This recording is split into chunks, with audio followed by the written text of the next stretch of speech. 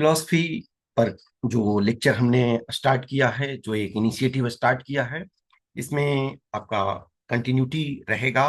तो कल के एक जो वीडियो हमने बनाया था, अपलोड किया था, उसमें था why philosophy is necessary in life. इसी के कंटिन्यूएशन में कर सकते हो। जस्ट हेडिंग चेंज है, अदरवाइज चीजें उसी के कंटिन्यूएशन में है कि दर्शन की हमारे जीवन में उपयोगिता, utility of philosophy in our life. जब हम बहुत बार देखते हैं किसी के कम्युनिकेशन में, किसी से बात करते हुए, तो लगता है फिलॉसफी का मतलब एक तरह से है कि जस्ट यूजलेस थिंग को टॉक करना, या कह सकते हैं कि मिस इंटरप्रेटेड एज एब्स्ट्रैक्ट और प्योरली एकेडमिक परस्यूट। कि जो एक तरह से ना, ये एक टर्म होता है यूटोपिया। ठीक है, यूटोपिया यानी कि समटाइम इट इज थॉट कि philosophy is just a utopian term, कि हम जस्ट आइडियलिज्म। और ये कह सकते हैं ना, यूटोपिया का मतलब होता है कि too idealism to be true, यानी कि वो इतना आइडियलिज्म हो जो कि ट्रू हो। तो इसके संबंध में, लेकिन हम यदि देखते हैं, बहुत ऐसी सारी चीजें हैं जिसकी यूटिलिटी होती है। आप दुनिया के किसी भी टॉप इंटेलेक्चुअल्स को देखो, कहीं ना कहीं उनके अंदर फिलॉसफी है। आप अमर्त्य सेन को देखो, वो एक वेलफेयर इकोनॉमिस्ट हैं, लेकिन वो क्या है, फिलॉसफी पे बहुत सारी चीजों को लिखते हैं। आप कार्ल मार्क्स को देखो, कार्ल मार्क्स कहते हैं ना कि you can disagree with Karl Marx, but you can not ignore Karl Marx. Mahatma Gandhi को देखो, डॉक्टर राजेंद्र प्रसाद को देखो, पंडित दीनदयाल उपाध्याय को देखो, उन्होंने इंटीग्रल ह्यूमनिज्म का कंसेप्ट दिया। तो दीनदयाल उपाध्याय को फिलोसफर के तौर पे आप ट्रीट नहीं करते, लेकिन एक्चुअल में वो फिलोसफर हैं। आप आचार्य रजनीश का नाम सुने होंगे, ओशो जिनको कहते हैं, ऑब्वियसली हमारे टाइम के वो सबसे बड़े फिलोसफर हुए, ऑब्वियसली कंट्रोवर्शियल भी हुए, लेकिन उनमें एक हिम्मत थी, जज्बा उनके। तुम फिलोसफी को आप देखो, बहुत सारी चीजें जो है प्रैक्टिकल लाइफ से, आपको डे टू डे लाइफ से चीजें रिलेट होगी। किसी चीज को जब हम करते हैं, तो फिलॉसफी ये क्वेश्चन आपको पूछने का मौका देता है कि कोई भी चीज हम कर रहे हैं तो क्यों कर रहे हैं, इसकी क्या इंपॉर्टेंस है। तो philosophy is not just a academic pursuit, it is about curiosity, it is about thinking about life, it is about understanding the life, it is understanding about values. तो फिलॉसफी सिर्फ एक प्रैक्टिकल उसके utility है। It is not about just कि हम as a abstract academic के रूप में कर रहे हैं। ये फिलॉसफी जो है, it enhances critical thinking and problem solving ability. यदि हम किसी प्रॉब्लम को देखते हैं, दुनिया में बहुत सारे प्रॉब्लम्स हैं, उसको क्या है, फिलॉसफी ने कहीं ना कहीं क्रिटिकली सोचने का मौका दिया। आप यदि पुराने टाइम में देखो, कल के जैसे हमने जो वीडियो बनाया था, उसमें आपको कुछ नेम मैंने बताया था आपको, जैसे थेल्स। थेल्स एक थ्योरम आपने मैथ में पढ़ा, लेकिन थेल्स कहते हैं everything in this world is made up of water. तो उस समय उनका लॉजिक था। आज भी आप देखो, आपका ह्यूमन बॉडी जो है, उसमें 70% क्या है, वाटर ही है। बहुत सारे प्लांट्स में देखो, फ्रूट्स में देखो, 95% तक वाटर ही है, 95% से भी कुछ में अधिक वाटर है। आप एक सपोज करो ऑरेंज लेते हो, क्या है, वो मेजोरिटी वाटर ही है, ठीक है ना। तो उसी ढंग से बहुत सारी चीजें हैं। अब सपोज करो कि हेराक्लीटस, हेराक्लीटस कहते हैं क्या, you can not step twice in the same river. इसका मतलब क्या है, अब देखा जाए यदि, तो ये सिर्फ एक स्टेटमेंट नहीं है, एक ये मैसेज है, एक लाइफ की फिलॉसफी है। You can not step twice in the same river, इसका मतलब है जो नदी में आप इंटर किए, वो नदी बहुत दूर निकल जा चुकी है। यानी कि नदी जो है वो कंटिन्यूअस एक फ्लो में है। जिस प्लेस पे आप, वो लगेगा कि हम सेम रिवर में हैं, एक तरीके से देखोगे, लेकिन नदी का, यदि किसी नदी में पानी ना हो तो उस नदी की यूटिलिटी क्या है, नदी में बहना, नदी का निरंतर बहना जो है उसकी उपयोगिता है। तो फिलोसफी आपको क्रिटिकल थिंकिंग और प्रॉब्लम सॉल्विंग की एबिलिटी देता है। It makes you self aware, आपको सेल्फ अवेयरनेस के बारे में, मैं कौन हूं, मेरा इस दुनिया में आने का क्या मकसद है, मैं किसी जगह पे पैदा हुआ हूं, तो सिर्फ खाने पीने और सोने के लिए ही हम नहीं हुए हैं। देखो, जानवर और मनुष्य में यही डिफरेंस है। मैं अभी जैसे अपने घर में बच्चों को यही कर रहा था, उनको कुछ चीजें सिखा रहा था। मैंने बोला कि देखो, ह्यूमन बीइंग हो तो इवोल्व होना सीखो। यदि आप अपने घर में आप अपने दादाजी या जो बुजुर्ग लोग हैं, नानी, नाना, मौसी या जो भी एज जिनका हो चुका है, यदि आप उनसे पूछो कि भैंस जो थी वो आप आपके बचपन में भैंस क्या अलग कर रही थी और हमारे टाइम में अलग कर रही है? नो। भैंस उनके टाइम में भी जैसे बिहेव कर रही थी, आज भी भैंस उनके टाइम में जैसे आज भी आपके टाइम में भी वैसे ही बिहेव कर रही है। लेकिन ह्यूमन बीइंग काफी इवोल्व होते हैं। आपके दादा नाना, हमारे दादा नाना ने जो कुछ समय देखा, हम उससे अलग देख रहे हैं। अब टाइम भैंस के साथ भी चेंज हो रहा है, लेकिन भैंस तो वही है। भैंस का क्या किसी भैंस ने कंप्यूटर सीख लिया? नहीं। किसी गाय ने क्या जो है प्रोग्रामिंग लैंग्वेज सीखा या मोबाइल चलाना सीखा? नहीं। उनका यूटिलिटी दूध देना आज से 200 साल पहले भी था और आज भी दूध देना ही उनकी यूटिलिटी है। लेकिन ह्यूमन बीइंग, हमारे दादा, हमारे नाना खेती कर रहे थे। मैं खेती में नहीं इंगेज हूँ। यस, कभी कभी घर जा रहा हूँ, वो थोड़े बहुत खेत में जा रहा हूँ, उसे खेती करना नहीं कहेंगे। हम नहीं है। हमारे आगे वाले जनरेशन हैं, उनको शायद खेत से कोई लगाव नहीं हो सकता है, ये चेंज हो सकता है। लेकिन भैंस 200 साल पहले थी, गाय 200 साल पहले थी, दूध देना उनका यूटिलिटी था, और 200 साल बाद जो भी आएंगे वो उनकी यूटिलिटी भी दूध देना ही होगा। तो जो फिलॉसफी है इन सारी चीजों को आपको सिखाता। अब एक प्रश्न ये होता है कि ये चीजें तो हिस्ट्री भी सिखाती है।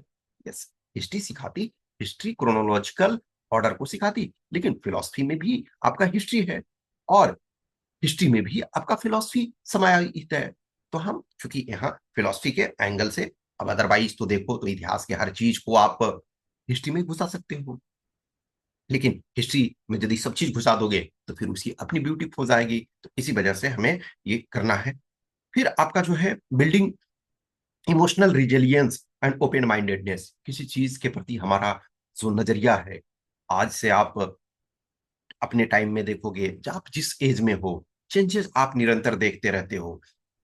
यदि आज से हम 50 साल पहले देखते हैं तो बहुत सारे जो फैमिली थे वो अपनी बेटियों को पढ़ाते नहीं थे, अपनी सिस्टर को पढ़ाते नहीं थे। आज के डेट में हर जगह एजुकेशन का इंपॉर्टेंस सबको दिया जा रहा है। हम आज ओपन माइंडेडनेस हो रहे हैं। पहले देखोगे कि बहुत जगह, आज भी बहुत सारे जगह में चल रही है घूंघट, ठीक है, जो पर्दा। अभी बहुत जगह क्या है, चीजें ओपन हो रही है, बहुत सारी चीजें ओपनली एक्सेप्ट किए जा रहे हैं। आप देखो मूवी, इंटरटेनमेंट, सोशल मीडिया, बहुत जगह लोग हैं अपने पिक्चर वीडियोस अपलोड कर रहे हैं। ठीक है। तो एक वो वक्त था कि लोग, किसी बहुत सारी महिलाएं थी, उन्हें कोई देख नहीं पाते थे। आप पुराने टाइम में ही देखो, राजे महाराजे वगैरह जब भी एक तरह से महिला सवारी से चल रही हैं या कुछ काफिले में, तो जो मेल हैं वो, उनको कहा जाता था आप रास्ते से हट जाए, उन्हें देखें नहीं। तो क्या है, ये इवॉल्व हो रहा है, सोसाइटी जो है वो ओपन माइंडेड हो रही है। उसके बाद जैसे प्रैक्टिकल जो एप्लीकेशन है एवरीडे लाइफ में, आपका सिर्फ ये नहीं सोचो कि ये इंटेलेक्चुअल सर्कल में है, इसकी प्रैक्टिकल यूटिलिटी भी है। बहुत सारी चीजों को समझने में मौका देता है। जैसा कि कल हमने आपको बताया था डेफिनेशन में, कि जो एक तरह से जैसे कार्ल मार्क्स कहा जाए, तो कार्ल मार्क्स क्या कहते हैं? कार्ल मार्क्स ये कहते हैं ना कि दुनिया के आज तक के जो भी थिंकर्स हुए हैं, उन्होंने सिर्फ सोचा है वर्ल्ड के बारे में, लेकिन सवाल सोचने का नहीं है, सवाल वर्ल्ड को बदलने का है। तो फिलॉसफी आपको इसके बारे में भी बताता है। Philosophy clarifies your thought, your thinking process. ये आपका रीजनिंग इंप्रूव करता है। किसी चीज को जो सोचते हो, जैसे आप किसी भी कैटेगरी में हो सकते हो, आप एक फार्मर हो सकते हो, आप एक स्टूडेंट हो सकते हो, आप एक साइंटिस्ट हो सकते हो, आप किसी भी कंडीशन में हो। तो ये आपके थिंकिंग को क्लियरिफाई करता है। खास करके जब यदि आप स्टूडेंट होते हो तो आपके थॉट्स जो होते हैं वो क्लियर होते हैं, रीजनिंग आपकी इंप्रूव होती है, आपका कंफ्यूजन जो है दूर होता है, और आप टेक्निकल लॉजिकल एनालिसिस करने में सक्षम होते हो। जैसे यदि देखोगे कम्पिटिटिव एग्जाम्स में जब आप बैठते हो, तो कुछ बच्चे होते हैं कि पूरे रट्टा लगा करके जाते हैं, कुछ बच्चे होते हैं फिलोसफिकल बेंड ऑफ माइंड होते हैं, क्रिटिकल थिंकिंग लगाते हैं, तो कुछ क्वेश्चंस जो होते हैं वो थिंकिंग के आधार पे सोल्व कर लेते हैं। और जो फाइनल सिलेक्शन में ये बहुत योगदान देता है। खास करके यदि आप किसी ऐसे कॉम्पिटिटिव एग्जाम जहां क्रिटिकल थिंकिंग की जरूरत हो, जैसे आप यूपीएससी के एग्जाम में जाते हो या ग्रुप ए बी ऑफिसर्स के लिए जाते हो जहां भी, तो बहुत जगह, मैक्सिमम जगह जो आपके होते हैं, क्रिटिकल थिंकिंग की आवश्यकता होती है।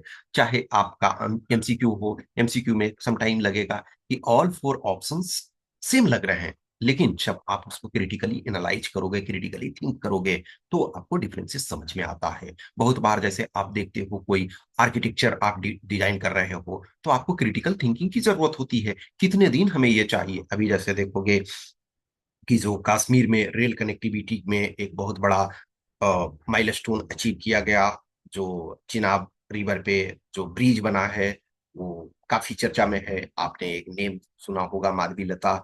ठीक है, तो क्या है उसमें क्रिटिकल थिंकिंग की जरूरत है। आपको ये देखना है कितने दिन हमें ब्रिज चलना है, अर्थक्वेक कितने तक ये टोलरेट कर सकता है, मौसम खराब हो सकता है तो कैसे ये एक्ट करेगा। सारी चीजों को आपको ये क्रिटिकल थिंकिंग देता है, और ये आपके थॉट को क्लियरिफाई करता है, और आपको क्रिटिकल थिंकिंग डेवलप करने में मदद करता है, क्वेश्चन पूछने में आपको मदद करता है, ये आपको एजम्पशन लेने में मदद करता है, ये चैलेंज करता है बायसेस को, और आर्गुमेंट्स को ऑब्जेक्टिवली इवेल्युएट करता है। ये आपके इथिकल डिसीजन मेकिंग को इन्हांस करता है। यदि किसी चीज को, जैसे हमारी सफलता और असफलता, बहुत बार जैसे होता है ना कि कोई देख नहीं रहा है तो हम सिग्नल पार कर जाएं, नहीं, ये सही नहीं है। कोई देखे या न देखे, आप तो देख रहे हो, आप तो उस चीज के विटनेस हो, तो हमें ये भी सिखाता है, बताता है। फिर आपका जो है सेल्फ रिफ्लेक्शन को इनकरेज करता है कि हम किसी चीज को कर रहे हैं, इसके हमारे लाइफ पे क्या कंसिक्वेंसेस होगा। आपके जो ठीक है, इंट्रोस्पेक्शन के पावर को बढ़ाता है कि आप अपने बारे में विचार करें। जो कहते हैं ना कि एक बाह्य जगत का सक्सेस होता है और एक आंतरिक जगत का सक्सेस होता है। यदि बाह्य जगत का सक्सेस क्या होता है, यदि आप एक ऑफिसर बन गए, कैसे बने ये नहीं जानते हैं लोग, लेकिन आपको पता है कि हम कैसे बने हैं। कोई स्ट्रगल से बना और कोई जुगाड़ से बना, ऐसे भी होते हैं। तो हमें सेल्फ रिफ्लेक्शन का, इंट्रोस्पेक्शन का फिलॉसफी जो मौका देता है, it builds tolerance and open mindedness. Philosophy exposes one two diverse world views, fostering respect for differences. कभी कभी ऐसे वक्त आते हैं कि हम किसी दूसरे के बिहेवियर से गुस्सा हो जाते हैं, और हम सोचते हैं कि नहीं, उसका हार्म किया जाए, उसे नुकसान पहुंचाया जाए। लेकिन फिलॉसफी यहाँ आपको टॉलरेंस सिखाता है। फिलॉसफी आपको दूसरे के व्यू को भी सम्मान करने के लिए आपको मौका देता है। It helps in conflict resolution. आज देख रहे हो कि दुनिया में बहुत सारे प्रॉब्लम्स हो रहे हैं। सब, मैं ये आपको, ये वीडियो आप देख रहे हो या मैं जब एक्चुअल में इसको रिकॉर्ड कर रहा हूं, तो क्या है, आपका इसराइल और ईरान के बीच कंफ्लिक्ट चल रहा है जोरों से। ठीक है, गाजा में प्रॉब्लम चल रहा है, रशिया यूक्रेन में कंफ्लिक्ट चल रहा है। तो कहीं ना कहीं ये कंफ्लिक्ट रिजोल्यूशन में हेल्प करता है। दुनिया बहुत कॉम्प्लेक्स है, और इसमें से कभी कभी लगता है कि इतनी समस्याओं के बाद हम लोग हैं, लेकिन फिलॉसफी एटलीस्ट इन चीजों को के लिए आपको कंफ्लिक्ट रिजोल्यूशन में हेल्प करता है, पर्सनल और सोसाइटल कंफ्लिक्ट को रिजोल्व करने में। It improves communication skills. It sharpens the ability to argue logically and expresses ideas clearly and persuasively.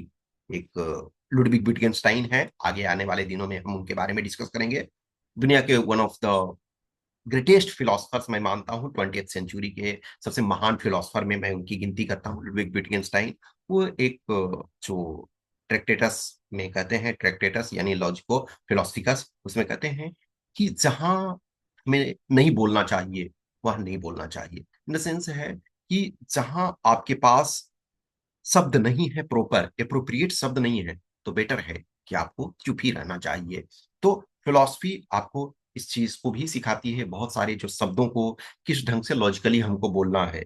A lot of time होता है कि पीपल जस्ट बोलने के लिए बोलते हैं, उनके बातों में कोई लॉजिक नहीं होता है, उनके बातों में कोई रीजनिंग नहीं होता है। तो फिलॉसफी हमें लॉजिकल रीजनिंग भी देती है, और कम्युनिकेशन हमारा इंप्रूव करती है कि जो स्टैंडर्ड हम शब्द हैं उसको चूज करने में मदद करती है। It cultivates patience and humility. Philosophy teaches that absolute certainty is rare, promoting intellectual humility. जो एक कहते हैं ना कि हम ही सही हैं। नहीं, हम भी सही हैं। जो एक आप जैनिज्म में शायद, ठीक है ना, ये शायद ऐसा हो सकता है।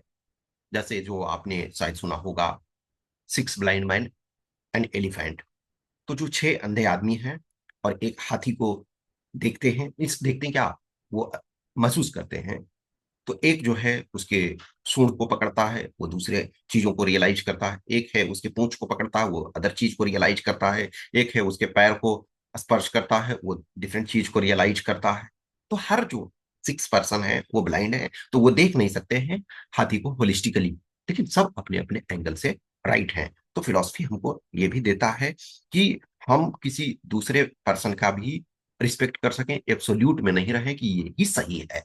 तो जो वर्ल्ड व्यू इसके लिए भी प्रोवाइड करता है। फिर it strengthen mental resilience by contemplating life's uncertainties.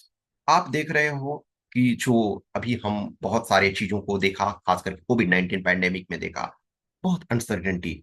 और या जो दुनिया में कॉन्फ्लिक्ट चल रहे हैं, बहुत सारे अनसर्टेनिटी। एक तरफ कभी कभी जब हम समस्या में होते हैं, और मैं ही नहीं, बहुत सारे लोग, एटलीस्ट मैं बहुत सारे चीजों को जानता हूं, मैं बहुत सारे स्टूडेंट्स को गाइड कर चुका, या बहुत सारे लोगों से बात किया करता हूँ रेगुलर रूप से, तो मैं एटलीस्ट इतने कॉन्फिडेंस हूँ अपने लाइफ के संबंध में। लेकिन बहुत बार मैं चीजों को देखता हूँ, जब स्टूडेंट्स फेल होते हैं तो लगता है कि हमारी दुनिया ही लूट गई। नहीं डियर, बहुत लोग दुनिया में हमसे बहुत परेशान हैं। आप सोचो गाजा में, क्या कभी कभी रोना आता है। मैं ये नहीं है कि मुझे सिर्फ उन्हीं के लिए नहीं, दुनिया में जहां भी ऐसे हो रहे हैं, आप इंडिया में ही देखो, कश्मीर में देखो, या और किसी जगह में देखो जहां लोग भूख से परेशान हैं। आप हमारे पड़ोसी में ही देखो, म्यांमार में देखो, बांग्लादेश में आप देखो। सोचो वहां की प्रधानमंत्री जो थी, वो यहाँ एज ए असाइलम में रह रही हैं। और दुनिया के बहुत सारे जो कंट्री हैं, even so called America, America में भी बहुत ऐसे लोग हैं जिनके साथ प्रताड़ना, जिनको झेलना पड़ रहा है। तो दुनिया में बहुत ऐसे लोग हैं जिनको समस्याएं बहुत सारी फेस करनी पड़ती है। तो जब हम उनके कंपैरिजन में देखते हैं, तो हमारे पास लाइफ बहुत अच्छी है। बिलीव मी, यदि आप इस वीडियो को देख रहे हो तो आपकी लाइफ अच्छी है। एटलीस्ट आप अपने प्लेस पे बैठ के आप चीजों को देख सकते हो, चीजों को कमेंट कर सकते हो, और आपको उतनी फ्रीडम है। अभी आपने देखा ईरान में जो टॉप के बहुत सारे कमांडर मारे गए, उनके पास क्या है, even if they are commander, उनके पास फ्रीडम नहीं है। आपके पास फ्रीडम है कि आप जा रहे हो मार्केट में, रोड पे साइड में गोलगप्पे खा रहे हो। हमारे बहुत सारे लोग ऐसे हैं जिनके पास ये सुविधा नहीं है। तो बहुत सारे ये हैं, ठीक है। नेक्स्ट आपका है, कोई भी, जैसे आप जब एज जॉब में होते हो या टॉप लेवल में होते हो, तो ये आपको गवर्नेंस में हेल्प करता है, आपको ब्रॉडर पिक्चर को समझने में मदद करता है। आपको जैसे फिलोसफी में ही पॉलिटिकल फिलोसफी है, सोशल फिलोसफी है, तो ये सारी चीजों को, लॉ, कॉन्स्टिट्यूशन, पब्लिक प्रिंसिपल्स, ये सबको समझने में मदद करता है। फिर आपका जो है साइंटिफिक टेम्परामेंट जो है, वो हेल्प करता है।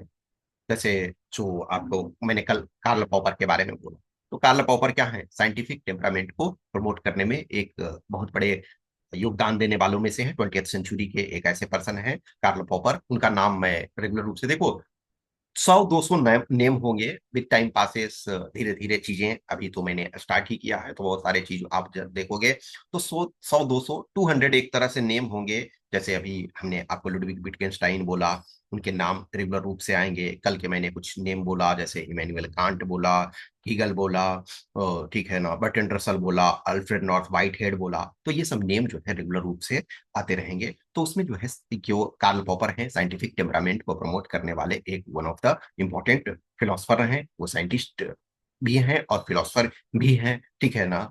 अभी डेविड डिविस, जो हो सकता है कमिंग डेज में उन्हें नोबेल प्राइज मिल जाए, अभी उनको ब्रेक थ्रू प्राइज मिला हुआ है फिजिक्स में। तो वो भी एक तरह से साइंटिफिक टेम्परामेंट को प्रमोट करने में महत्वपूर्ण भूमिका निभाते हैं। तो ये आपका साइंटिफिक टेम्परामेंट को भी जो है वो एक्सप्लेन करता है। कहते हैं ना कि जो, जहाँ आप साइंटिफिक टेम्परामेंट में जाते हैं, तो बहुत सारी चीजों को, जो आप मान्यताओं को मान रहे हैं, उसको आपको ये छोड़ना पड़ेगा। डोगमेटिक चीजों को आपको छोड़ना पड़ेगा, क्योंकि डोगमेटिज्म और साइंटिफिक टेम्परामेंट वो हैंड टू हैंड नहीं जाएगा, ठीक है ना। तो फिलोसफी ऑफ जो साइंस है वो explains nature and limits of scientific inquiry supporting rational investigation. It inspires creativity and innovation. It encourages thinking beyond conventional essential for artists, writers, innovators, inventors, etc. तो बहुत सारे ये जो है क्रिएटिविटी और इन्वेंशन इनोवेशन को देता है। It guides a spiritual and religious understanding. तो जो होता है ना कि हम धर्मों के प्रति बहुत सारे देखोगे दुनिया में, जो अभी देखोगे कि बहुत सारी लड़ाइयां जो है धर्म के आधार पे आ जाती है। लेकिन ये सोचने को फिलॉसफी मजबूर करता है कि जो धर्म है वो कहीं ना कहीं सब धर्मों में अच्छाई है। सब धर्मों में जो है मानव कल्याण की बात कही गई है। तो यदि हमें फिलोसफी की अंडरस्टैंडिंग है तो हम इसको बेटर तरीके से समझ सकते हैं, ठीक है। फिर ये आपका जो इन्वायरमेंटल इथिक्स को भी प्रमोट करता है, समझने में मदद करता है। जैसे वो जो कहते हैं ना कि this mother earth has enough to fulfil the need of everyone but not the greed of everyone. वो जो हमारे महात्मा गांधी जी, बापू जी कहते हैं कि हमारे जरूरतों को पूरे करने के लिए पृथ्वी पर पर्याप्त संसाधन है, लेकिन जो हमारे लोभ हैं उसको फुलफिल करने के लिए पर्याप्त संसाधन नहीं है। तो हमें ये रिकॉग्नाइज करने की जरूरत है कि हमें जो इन्वायरमेंट है उसके बारे में भी सोचना चाहिए। एक और जो ब्रंटलैंड कॉन्फ्रेंस में जो देखे होंगे कि this mother earth we did not inherit from our forefather but we have borrowed it from our coming generation. यानी कि जो ये अर्थ है, जो ये पृथ्वी है, इसको हमने अपने पूर्वजों से नहीं लिया है बल्कि आने वाली पीढ़ियों का उधार है। और यदि हम उनको उससे बेटर कंडीशन में ना लौटा सकें तो कम से कम उस कंडीशन में तो लौटा सकें जैसा हमने लिया था। जैसे किसी से आप किताब उधार लेते हो तो क्या है, कोशिश कर, वो बोलता है ना कि भाई इसको फाड़ना मत, ये महंगी किताबें या जो भी है ये मेरे कलेक्शन का है, मैं तुम्हें दे रहा हूं अपने दोस्त की हैसियत से, अब ले जाओ और उसपे 2 पेज फाड़ करके उस पर आप नमक रख करके खाओ। तो वो देगा नहीं। तो इसी वजह से है, जैसे अर्थ है, इन्वायरमेंट है, उसको भी आपको ये सिखाता है। फिर आपका जो education system, philosophy influences curriculum design, critical pedagogy, पढ़ाई कैसे होनी चाहिए, और एजुकेशन गोल। अभी जो रोट लर्निंग हो रहा है कि बस मेमोराइज कर लो। जो मैं लंबे समय से एजुकेशन से ही जुड़ा हुआ हूँ, तो मैं जहां भी जाता हूँ बच्चों से मिलता हूँ, लोगों से मिलता हूँ, कभी गार्जियन से मिलता हूँ, तो देखता हूँ एजुकेशन लेवल कुछ कुछ जगहों में बहुत बुरी हो रही है। ये ट्रूथ है। मुझे इस बात का दुख है कि जो बिहार एजुकेशन के लिए पूरी दुनिया में जाना जाता था और वो उसकी स्थिति आज के डेट में, सरकारें पैसे तो बहुत खर्च कर रही है। आज देखोगे कि जो बिहार सरकार का बजट है उसमें करीब करीब 20% बजट जो है सिर्फ और सिर्फ एजुकेशन में जा रहा है। लेकिन एजुकेशन का लेवल जो है बहुत स्थिति गिरता जा रहा है। सिर्फ और सिर्फ बच्चे जो हैं पास होना जानते हैं। उसके बाद भी देखो टीचर किस ढंग से चेक करते हैं, मुझे ये आज भी समझ में नहीं आ रहा है कि कैसे वो बच्चे जो 10th पास कर जा रहे हैं, 80% मार्क्स ला रहे हैं और उन्हें 4 लाइन लिखना नहीं आता। तो फिलोसफिकली जो है ये समस्या क्या है, हमारे गार्जियन को भी समझने की जरूरत है। मैं इसके थ्रू चीजों को, ठीक है, धीरे धीरे मैंने अब ये स्टार्ट किया है। मैं कोशिश करूंगा अधिक से अधिक लोगों तक पहुंच बने, अधिक से अधिक चीजों को शेयर करूं। तो फिलोसफी ये भी आपको सिखाता है। फिर आपका सोशल जस्टिस, ये प्रमोट करता है सोशल जस्टिस को, कि हम जैसे बहुत बार जो होता है, अभी मैंने देखा कि जब भी रिजल्ट आता है तो कुछ ऐसे कैंडिडेट्स होते हैं जो जनरल कैटेगरी वाले होते हैं, तो उनका कभी कभी देखता हूँ कि सर इस टाइम में जनरल ग्रुप में यानी अनरिजर्व कैटेगरी में पैदा होना अभिशाप है। नहीं डियर, आप सारी चीजों को एक कहीं ना कहीं पूरे यूटिलिटी में चीजों को होलिस्टिक वे में देखो, तो कहीं ना कहीं सोसाइटी को आपको उनको भी एट पार लाने के लिए, जो हिस्टोरिकली बहुत दिनों से एक्सप्लॉइटेड हैं, उनको अपने बराबर लाने के लिए उन्हें रिजर्वेशन देने की जरूरत है। तो कहीं ना कहीं ये सारी चीजों को हमें सोशल जस्टिस को इंश्योर करने में सिखाता। ये सारी चीजें जो है अलग अलग डिस्कशन की रिक्वायरमेंट है, इसमें अलग अलग एक्स्ट्रा डिस्क्रिप्शन की जरूरत है। विद टाइम पासेस मैं और चीजों को डिस्कस करूंगा। एक ही चीज में हम, मैंने बोला ना कि शुरू के कुछ जो वीडियोस होंगे उसमें बहुत सारी चीजें हैफेजेड मैनर में होंगे, क्योंकि मुझे एक भूमिका तैयार करना है, मुझे एक बेस तैयार करना है, मैं आप लोगों से कनेक्ट हो सकूं। मैं धीरे धीरे जैसे जैसे लोग जुड़ते जाएंगे, आपके क्वेश्चंस होंगे, आपके ऑब्जर्वेशंस होंगे। अच्छी चीजें हैं तो अच्छे कमेंट करो, कुछ खराब लग रहा है खराब कमेंट करो। एक ये बाई डायरेक्शनल होना चाहिए। कुछ आप यदि शेयर करते हो, कुछ अच्छी बुरी। मैं हमेशा जानता हूं कि जब भी हम सोशल मीडिया पे होते हैं, सोशल प्लेटफॉर्म पे होते हैं, तो हमें अच्छी चीजों को देख करके खुश होना चाहिए। तो हमें क्रिटिसिज्म को भी एक्सेप्ट करने के लिए तैयार रहना चाहिए। जब भी मैं कुछ वीडियो बनाता हूं, तो कुछ कैंडिडेट्स होते हैं, कुछ लोग होते हैं जिनके लिए वो अच्छा रहता है, वो प्रशंसा करते हैं। लेकिन जिनको अच्छा नहीं लगता वो क्रिटिसाइज करते हैं, और ये होना चाहिए। बट दोनों तरीके से होना चाहिए, ठीक है। It improves leadership qualities. Ethical leadership को प्रमोट करता है। Integrity vision often stem from philosophical understanding. आप देखोगे कि जो सिविल सर्विसेज इंडिया में जो सबसे बड़ा एग्जाम एक तरह से जो होता है, आईएएस, हर कोई जानते हो, आईएएस आईपीएस, उस जो जिस एग्जाम से वो लोग जाते हैं उसमें एक इथिक्स इंटीग्रिटी का एक पेपर है। तो ये आप लीडर जब बनते हो तो आपको क्या है, इथिकल आपके पास होना चाहिए। फिर ये आपका जो एग्जिस्टेंशियल एनेक्सिटी को कम करता है। बहुत बार लगता है ना कि मानवता क्या होगी। मैं खुद ही इन समस्याओं से फिलॉसफी पढ़ने पे बहुत बार जो होता है कि कभी कभी इस चीज के लिए आता है कि मानवता कहाँ जा रही है, हम कहाँ जा रहे हैं। बहुत सारी चीजों को, मूल्यों को आप बनते बिगड़ते देखते हैं। नए मूल्य बनते हैं और पुराने मूल्य बिगड़ते हैं।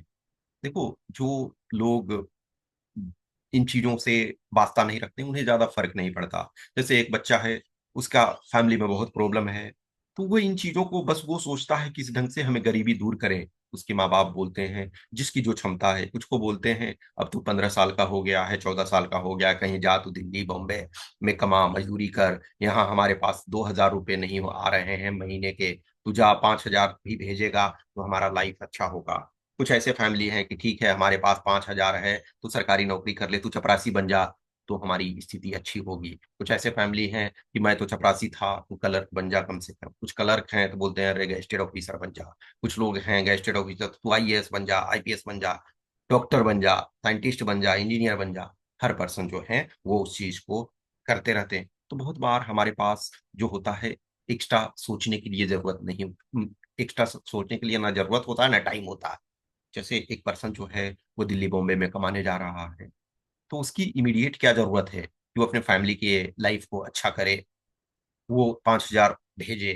कुछ ऐसे लोग आप जान रहे होंगे जिन्हें 50,000 भी मिल रहा है, वो 1 रुपया नहीं बचा पा रहे हैं। कुछ ऐसे लोग हैं 10,000 कमा करके 5,000 बचा रहे हैं।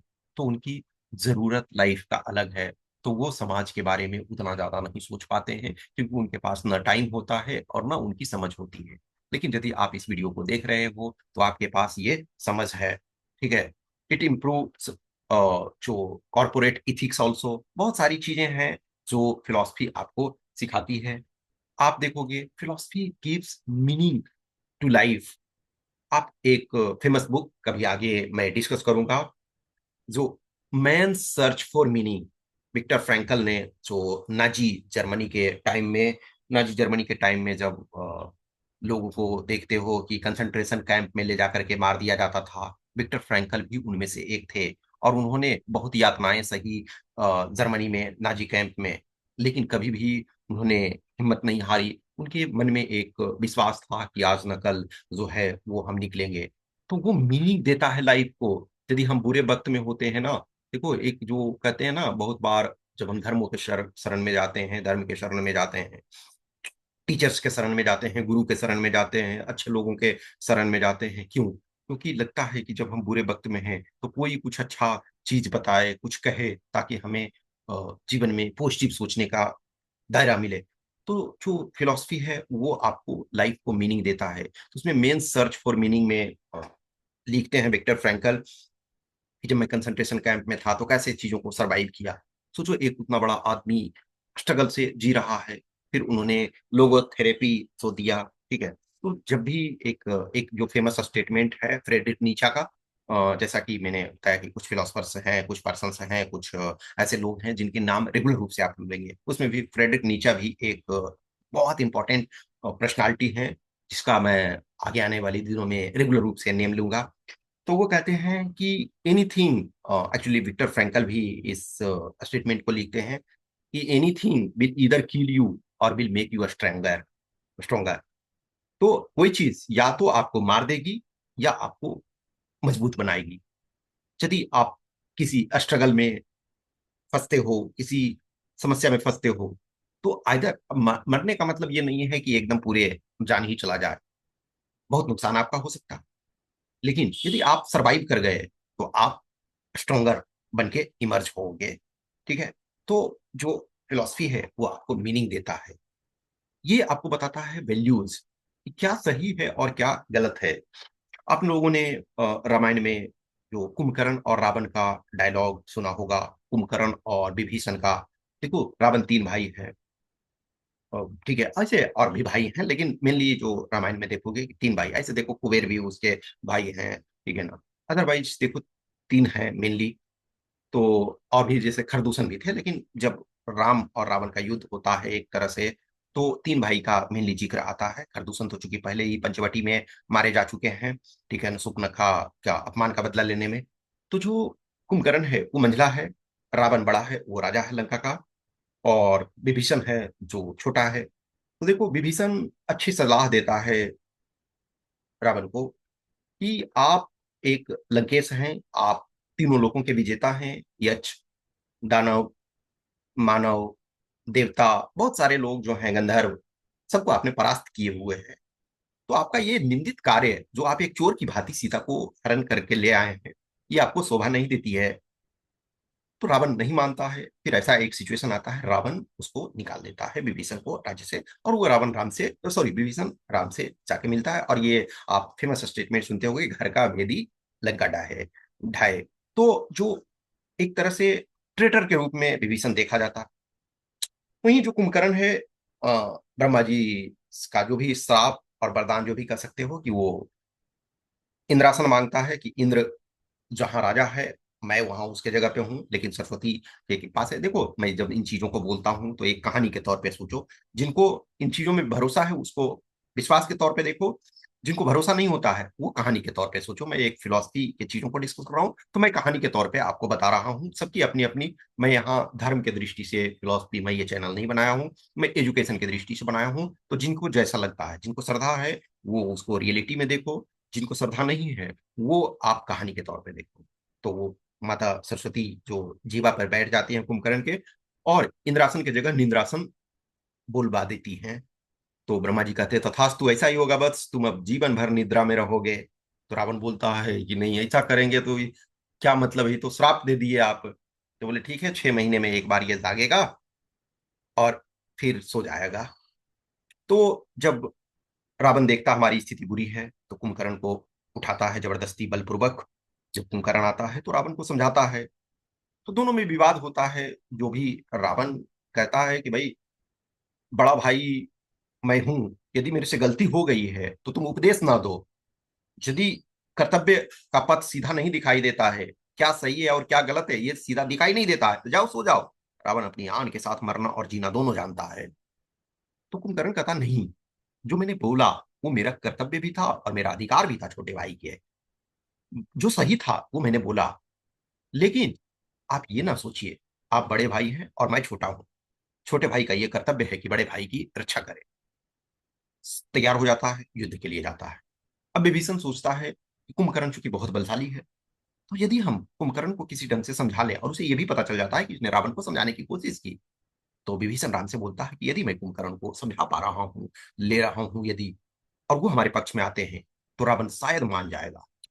तो कुंभकर्ण को समझाने विभीषण जाते हैं, तो उनमें भी होता है, बोलता है कि अरे, तुम जिनके साथ आए हुए हो उनसे सीखो, उनके भाइयों से सीखो कि बड़े भाई का किस ढंग से हेल्प किया जाता है। तुम भरत और शत्रुघ्न और लक्ष्मण से सीखो। तो विभीषण बोलता है कि भरत और लक्ष्मण जैसे भाई होने के लिए रावण राम जैसा भाई भी तो होना चाहिए। तो कुंभकर्ण बोलता है कि अरे, अच्छे के साथ साथ तो सब अच्छे होते हैं, जरूरत यह है कि बुरे के साथ वो जैसा भी है अपना भाई है, और भाई को भाई का साथ। तो वैल्यूज बहुत सारी चीजें होती हैं, राइट और रॉन्ग क्या है, ये बहुत कम्प्लेक्स सब्जेक्ट होता है।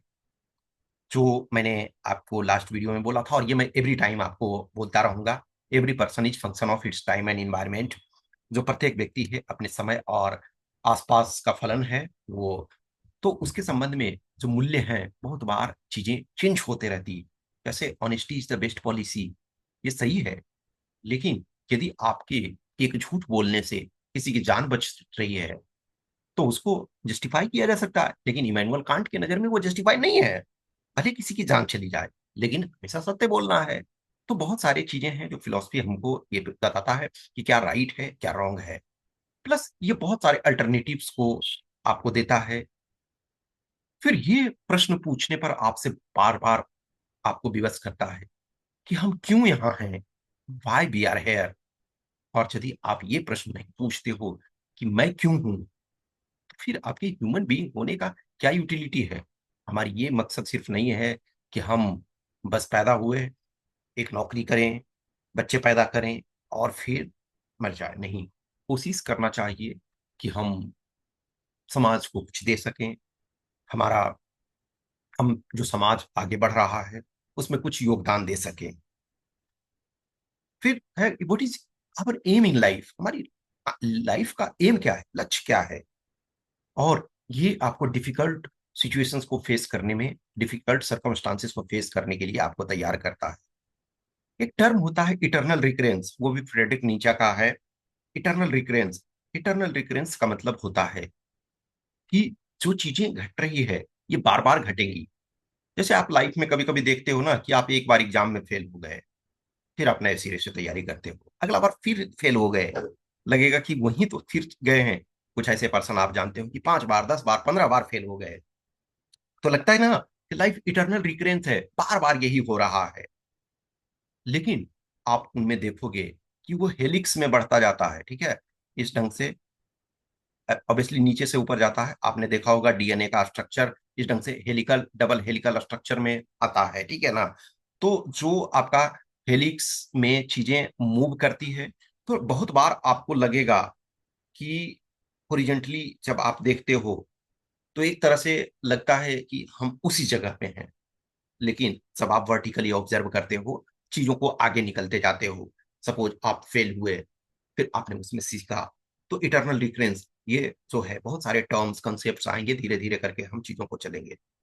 लाइफ में बहुत बार लगेगा कि इट इज एब्सर्ड है, कि लाइफ का कोई मीनिंग नहीं निकल रहा है, नाइहिलिज्म, एब्सर्डिटी, ठीक है ना, ये सब चीजें आपको मिलेंगी आगे। तो एक बुक है अल्बेर कामू, जो 1957 में नोबेल प्राइज मिला है। तो उनका एक बुक है मिथ ऑफ सिसिफस, उसमें एक आदमी है, एक बड़ा सा पत्थर जो है नीचे से ऊपर ले जाता है, जैसे ही ऊपर ले जाता है फिर वो पत्थर नीचे आ जाता है, और वही जो है सिसिफस वही करता रहता है। उसी में उसको एक तरह से खुशी मिलती है जब ऊपर चढ़ता है, चढ़ने को जब ऑलमोस्ट शिखर पे पहुंचने को रहता है तो उसे खुशी मिलती है, फिर वो नीचे गिर जाता है। लाइफ में यही होता है कि हम ये सोचते हैं कि एक बार जब चीजों को कुछ को अचीव कर गए तो ये एंड हो गया, नहीं, बहुत आगे फिर आगे समस्याएं आती रहती है। और एज ए ह्यूमन बीइंग हमें ये सारी चीजों को सिखाता है। फिलोसफी ये भी सिखाता है कि क्रिएटिव कैसे हो, इवोल्यूशन कैसे हो रहा है, बहुत सारी चीजों को। जैसे आप फ्रेडरिक नीचा का ही एक बुक है, फेमस बुक, दस अस्पेक जरथुस्त्र। उसमें कहते हैं कि उबरमेंच, उबरमेंच जो कंसेप्ट है, उसमें कहता है उबरमेंच का मतलब ओबरमैन, यानी कह सकते हो जो मैन है अभी, जो हम देखो मैन जब बोलते हैं तो पर्सन से समझो, क्योंकि जो पुराने लोग, जो भी फिलोसफर हैं या साइंटिस्ट हैं या जो भी इंटेलेक्चुअल्स हैं, तो सोसाइटी जो है फीमेल को कम प्रायोरिटी देता था। अब फ्रेडरिक नीचा के टाइम में क्या है, उन्होंने ऐसे जो फ्रेडरिक नीचा है, उन्होंने वीमेन के लिए एज ए प्रोफेसर के तौर पे भी उन्होंने वोटिंग किया कि महिलाओं को मिलना चाहिए एडमिशन। लेकिन एक समय था जो उनके टाइम में जब वोटिंग हो रहा था तो 10 में से 4 लोग थे जिन्होंने बोला कि नहीं, वीमेन को भी एजुकेशन देना चाहिए। उसमें एक प्रोफेसर नीचा भी थे, लेकिन चूंकि 6 थे वो अगेंस्ट में थे, तो उस समय चीजें नहीं हुई। आज के डेट में हर जगह अलाउ है। तो फ्रेडरिक नीचा 10 एस्पेक्ट जरथुस्त्र में बोलते हैं उबरमेंच, उबरमेंच का मतलब ओवरमैन। कुछ लोग उसको सुपरमैन से भी ट्रांसलेट करते हैं, लेकिन उसका ऐसे जनरली ज्यादा क्लोज मैन हो, कुछ जो मीनिंग होता है ओवरमैन, यानी कि जो ह्यूमन बीइंग है अभी जो का जो वर्तमान मैन है उससे ऊपर थोड़ा सा उठना। तो जो कहते हैं कि एक जो आदमी है, जैसे कहते हैं ना कि हम साइंस कहता है या डार्विन का थ्योरी कहता है कि जो विकासवाद का सिद्धांत में हम बंदर से आदमी बने हैं। तो एक रस्सी है, एक सिरे पे जो जरथुस्त्र में 10 एस्पेक्ट जरथुस्त्र में नीचा जरथुस्त्र के माध्यम से कहते हैं कि ह्यूमन बीइंग यदि एक रस्सी पे है, एक सिरे पे बंदर है और दूसरे सिरे पे मनुष्य अभी का है, तो एक और भी रस्सी है जिसके एक सिरे पे अभी वर्तमान मैन है, तो दूसरे सिरे पे उबरमैन है, उबरमेंस है। तो ये इवोल्यूशन का चलता रह रहा है। तो बहुत सारी चीजें जैसे, जो इसी में बोलते हैं फ्रेडरिक नीचा, कि जो ह्यूमन बीइंग है वो तीन अवस्थाओं में रहता है। एक कैमल, ऊंट, ऊंट पर जितना भी लोड डाल दो वो कुछ नहीं बोलता है, बस बोझ हो रहा है। दूसरा स्टेज आता है लायन का, यानी ऊंट एस बोलता है, जो भी आपको बोझ डाल दो उसको स्वीकार करता है, वो ना नहीं बोलता है। लेकिन जब वो ऐसे कंडीशन में आता है जब ऊंट से वो आगे चल के कैमल बनता है, सॉरी, कैमल से वो लायन बनता है, ठीक है। तो कैमल से जब लायन बनता है तो वो ना कहता है। जब ना कहता है उसे फाइट करना पड़ता है। ना, जब जैसे आप देखते हो कि किसी ने बोला यार यार ये काम कर दो, तो आप जैसे ही बोलोगे यस, तो बहुत खुश होंगे कि यस, बच्चा बच्ची आज्ञाकारी है। जैसे ही बोलोगे नो, मतलब बहुत होशियार हो गए हो, वो दिन भूल गए जब हम तुमको हमेशा मदद करते थे। तो आपको फाइट करना पड़ता है, आपको समाज से फाइट करना पड़ता है, आपको अपने से जो मजबूत हैं उनसे फाइट करना पड़ता है। उस फाइट में या तो आप जीतोगे या पेरिश हो जाओगे। वो जो है ना कि इधर anything will either kill you or will make you stronger. तो जब आप लायन होते हो और ना कहते हो तो आपको फाइट करना पड़ता है। आप ये नहीं सोचोगे कि हम ना कह दिए और चीजें खत्म हो गई, नहीं, स्ट्रगल स्टार्ट होता है। एक जो तीसरा स्टेज होता है बच्चा का, देखो आप किसी बच्चे को ऑब्जर्व करोगे तो कभी बोलेगा कट्टीस तुमसे कर ले रहे हैं, उसके बाद चॉकलेट दोगे तो बोलेगा यस, हमारी दोस्ती होगी। अभी recently I been to one of my relative, so वह एक बेबी थी, ठीक है, रेगुलर रूप से बच्चों से इंटरेक्ट करते रहते, तो अभी उसका कुछ दिन में वो 2 इयर्स की हो जाएगी। तो जब मैं शुरू में गया तो बहुत रोने लगी। मतलब मैं सोचा, देखो कहीं भी आप कोई भी पर्सन हो, बच्चे से बहुत प्यार होता है, सब लोग हम लोग बच्चे से बड़े हुए हैं, लेकिन बच्चों से सबको प्यार होता है, एक्सेप्शन को छोड़ दिया जाए तो मैं सोचा ठीक है उससे बातें करूं, उसको थोड़ा टाइम दूं, ये उसके साथ थोड़े प्ले करूं। तो वो रोने लगी। फिर मैंने उसे दोस्ती की, थोड़े जो भी है, जो भी प्रोसेस अपना सकता था। फिर उसके बाद वो दोस्ती उससे हो गई, फिर उसको गोद लिया तो वो आराम से आ जाती थी। तो क्या होता है, बच्चा न भी कह सकता है और हाँ भी कह सकता है। न ना कहा तो वो लॉन्ग टर्म में उसको नहीं मेमोराइज करके रखेगा कि हमने इसको ना कह दिया है, और हाँ कहा तो ये भी आप परमानेंट नहीं हो। तो जो ह्यूमन बीइंग्स है ये इवोल्व हो रहते रहते हैं। तो फिलॉसफी इन सारे चीजों को बताता है, इन सारी चीजों को करता है। बहुत सारी चीजें हैं, बहुत सारी बातें हैं, वो जो मैं कहना चाहता हूँ वो इसमें इसके थ्रू मैं कहूँगा। आप लोग से रिक्वेस्ट है जो भी है, धीरे धीरे करके इस परिवार को भी बड़ा कीजिए।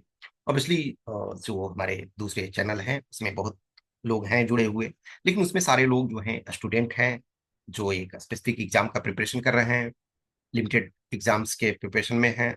स्पेसिफिक वाले ज्यादा हैं और अदर भी जुड़े हुए हैं। ये धीरे धीरे ये भी बढ़ेगा।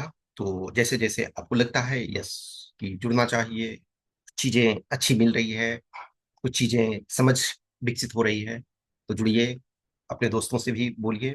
हाँ ये सच है कि अभी मैं अपने साइड से किसी को भी स्पेसिफिक पर्सनलाइज वे में नहीं बोल रहा हूँ कि जुड़ो, लेकिन मैं एक इन वीडियोस के माध्यम से आप लोगों से रिक्वेस्ट कर रहा हूँ कि जुड़िए। हाँ धीरे धीरे मैं कुछ लोगों को कुछ वीडियोस मैं बना दूं, कुछ वीडियोस मैं अपलोड कर दूं, तो मैं बहुत लोगों से अपील भी करूंगा पर्सनलाइज्ड वे में भी कि आप जुड़िए। आपको कुछ है कहना तो कहिए, अच्छे बुरे जो भी है।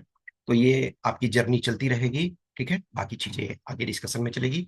Thank you so much.